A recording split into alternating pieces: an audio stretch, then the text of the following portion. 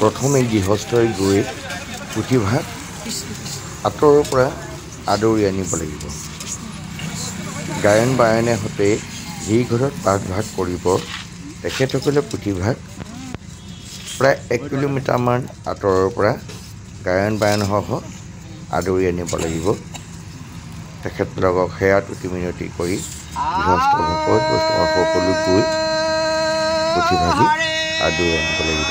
এইভাগি জাগ্ৰত পুথি কণিকৰ পুথিভাগ যিদিনাখন আপোনালোকে পাঠ কৰিব বিচাৰিব, পুথিভাগ অহাৰ খবৰ কৰি থাকিব কিমান পাইছেহি ফোন কৰি।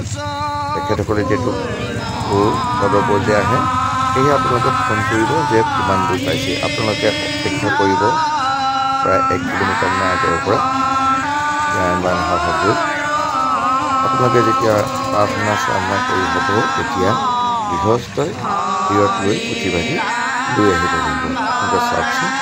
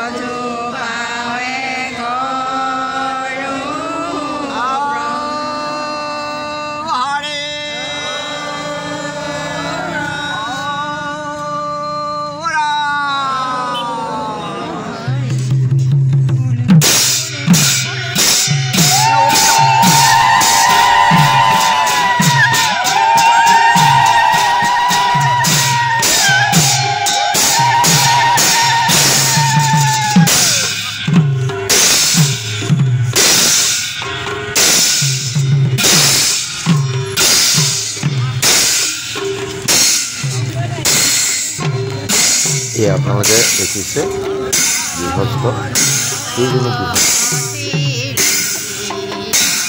গৃহস্থজনে এতিয়া কণিকৰ পুথি গ্ৰহণ কৰি অনা ভকতজনৰ পৰা যিজনে পুথিভাগ গ্ৰহণ কৰিছে পদপৰ্যায় তেখেতৰ পৰা যি ঘৰে পাঠ কৰিব সেই গৃহস্থজনে পুথিভাগ দেখিছে। চাই ঘৰত কণিকৰ পুথি পাঠ কৰিব বিচাৰে এই নিয়মকেইটা আপোনালোকে লক্ষ্য কৰিব। এটা শিৰত লৈছে। যদি গৃহস্থৰ ঘৰত কোনো তেনেকুৱা শিৰত ল'ব পৰা মানুহ নাই, তেতিয়াহ'লে ভকতৰ দ্বাৰা এই গাঁৱৰ ভকতৰ দ্বাৰাই কাম কৰিব পাৰে বা আত্মীয় কুটুম্বৰ দ্বাৰাও এই কামটো কৰিব পাৰে।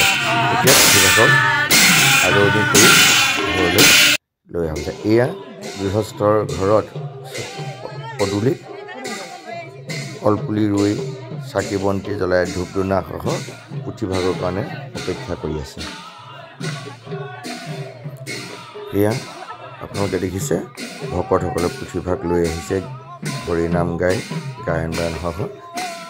গৃহস্থৰ ঘৰত আইসকলে বা গৃহস্থনীয়ে চাকি বন্তি জ্বলাই পুথিভাগ ঘৰত প্ৰৱেশ কৰাবৰ কাৰণে ৰৈ আছে। আপোনালোকে এই নিয়মকেইটা জানিলেই আপোনালোকে ঘৰত কণিকৰ পুথি পাঠ কৰিব। বহুতে প্ৰশ্ন কৰি থাকে কণিকৰ পুথি আনিলে কি কৰিব লাগিব, ঘৰত কেনেকৈ কৰে। আপোনালোকে যেতিয়া দেৰগাঁৱত আপোনাৰ কণিকৰ নামঘৰলৈ যাব তেতিয়া তাত আপোনাৰ ৰেজিষ্ট্ৰেশ্যন কৰিব, তাৰ পৰা খবৰ দিব যে আপোনালোকৰ ঘৰলৈ পুথিভাগ যাব। তেতিয়া আপোনালোকে যিদিনাখন আহিব তেতিয়া এই নিয়মকেইটা আপোনালোকে পালন কৰিব লাগিব। ভিডিঅ'টো চাই যাওক, বাকীখিনি বুজি যাব।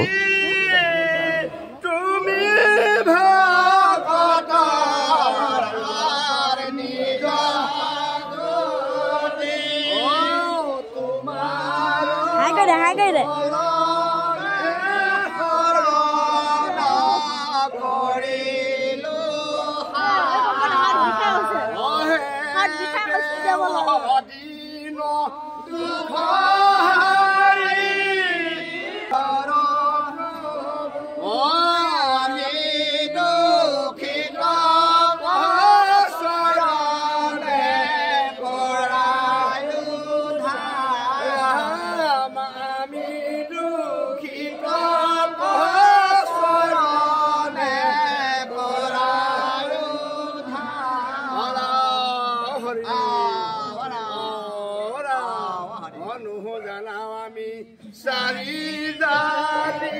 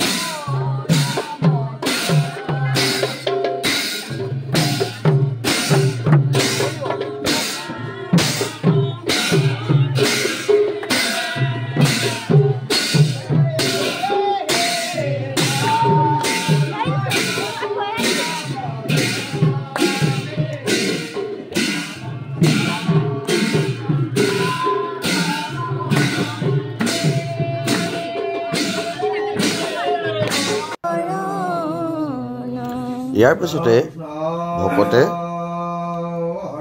শৰাই পাতি নাম প্ৰসংগ কৰিব। নাম প্ৰসংগাংগত গৃহস্থক আশীৰ্বাদ প্ৰদান কৰিব।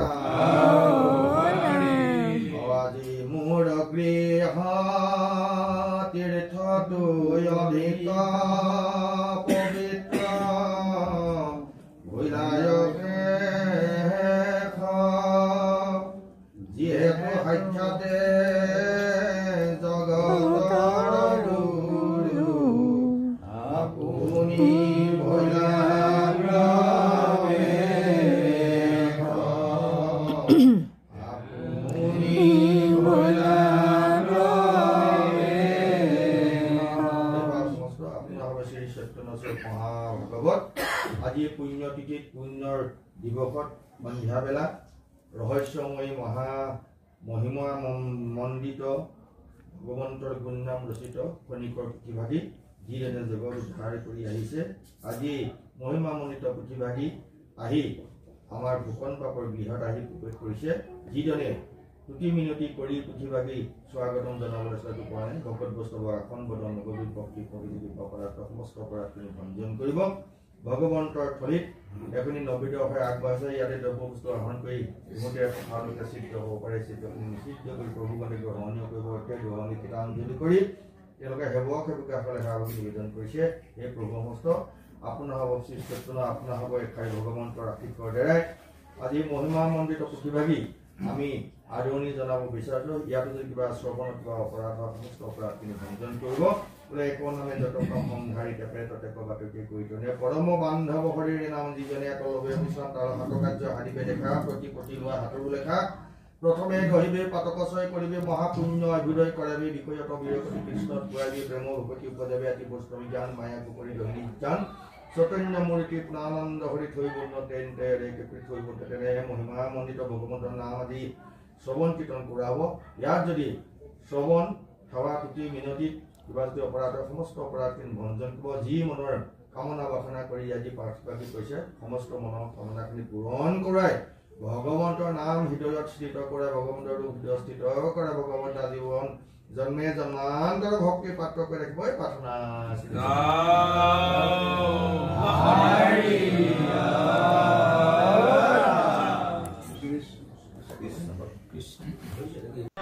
নাম প্ৰসংগ কৰাৰ পাছতে তাৰপিছতে এয়া আমাৰ জাগ্ৰত খনিকৰ পুথি এয়া আঁঠুৱা আয়োজন কৰিছে। আপোনাৰ শুনকচোন।